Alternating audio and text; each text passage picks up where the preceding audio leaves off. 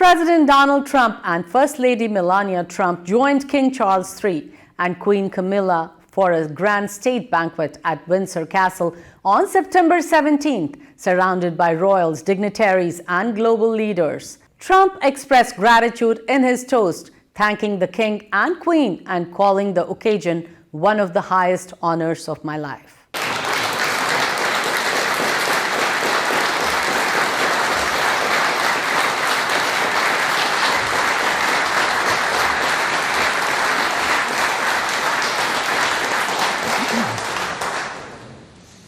Your Majesty, Melania and I are deeply grateful to you and Queen Camilla for your extraordinary graciousness. And to William and Kate, thank you so much. It's been so great being with you today. Thank you very much. Appreciate it. It's a singular privilege to be the first American president welcomed here. And if you think about it, it's a lot of presidents, and this was the second state visit, and that's the first, and maybe that's going to be the last time. I hope it is, actually. But this is truly one of the highest honors of my life. Such respect for you and such respect for your country. For many decades, His Majesty the King has epitomized the fortitude, nobility, and the spirit of the British monarchy and the British people. He's dedicated himself to preserving the glory and unique character of this kingdom, restoring life to the rivers and streams, supporting the works of its artists and composers, planting trees and gardens in its countryside. And I just visited one of the most beautiful I've ever seen that you just completed, and protecting the architectural integrity of cities, villages, and towns. He has uplifted the poor, cared for rural farmers, and tended to wounded veterans like nobody else.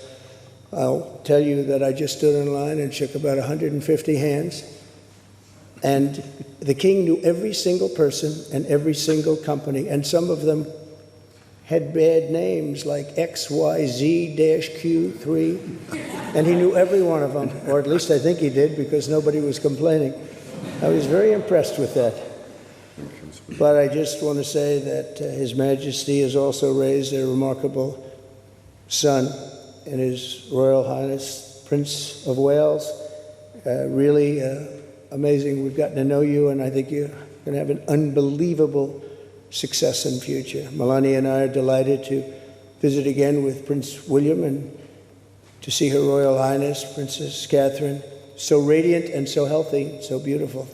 It's really a great honor. Thank you. Many years ago, His Majesty opened his archives to a biographer. Among the documents was a letter from 1993 in which he described the patriotism and guided his many projects. He wrote that he was, quote, entirely motivated by a desperate desire to put the great back into Great Britain.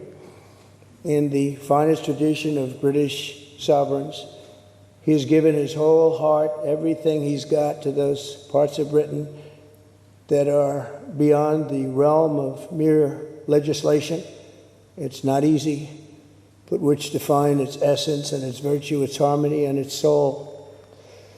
It's an amazing calling, and there's nobody that's answered that calling like you have. A fifth of all of humanity speaks, writes, thinks, and prays in the language born on these isles and perfected in the pages of Shakespeare and Dickens and Tolkien, Lewis, Orwell, and Kipling. Incredible people, unbelievable people like we have rarely seen before, probably won't see again. The lion-hearted people of this kingdom defeated Napoleon, unleashed the Industrial Revolution, destroyed slavery, and defended civilization in the darkest days of fascism and communism.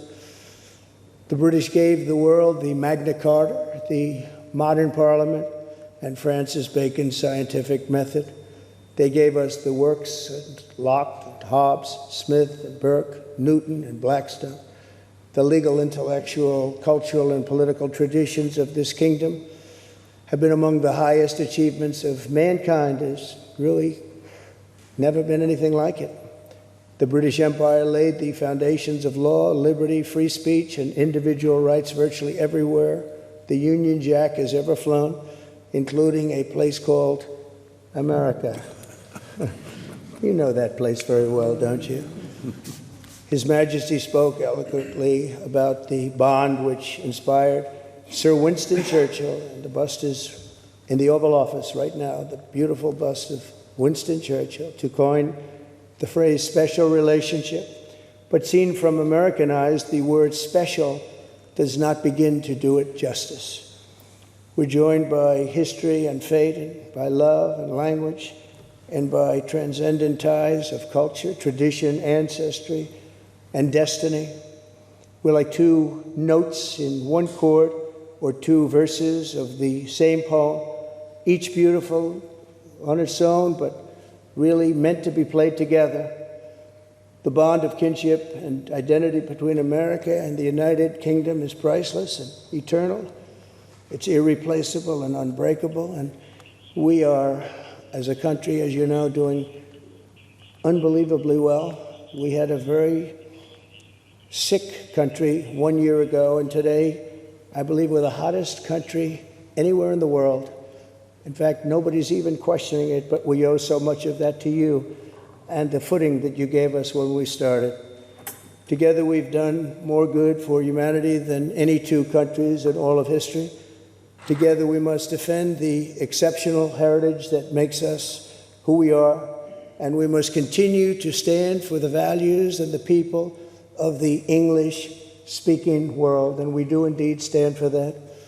On behalf of all Americans, I offer a toast to one of the great friendships, to two great countries, and to His Majesty, King Charles III, a very, very special man, and also a very, very special queen. Thank you very much. Thank you. Thank you very much. It's a great honor to be with you.